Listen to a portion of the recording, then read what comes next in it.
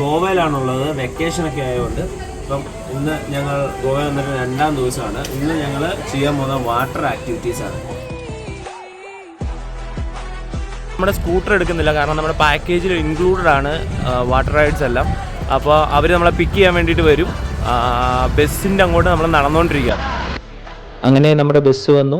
നമ്മുടെ ബസ്സിൽ നിന്ന് നേരെ നമ്മളെ കൊണ്ടുപോയതൊരു ബോട്ടിലേക്കാണ്. ഇന്ന് ഫുൾ ഡേ നമ്മൾ ഈ ബോട്ടിലാണ്. നമുക്ക് ബ്രേക്ക്ഫാസ്റ്റും ലഞ്ചും എല്ലാം ഇവിടെയാണ് അറേഞ്ച് ചെയ്തിരിക്കുന്നത്. ഈ ബോട്ടിൽ തന്നെയാണ് ഇവർ. ആദ്യമേ നമ്മൾ ചെയ്യാൻ പോകുന്നത് സ്കൂബയാണ്. അതിൻ്റെ ഒരു ത്രില്ലിലായിരുന്നു ഞങ്ങൾ.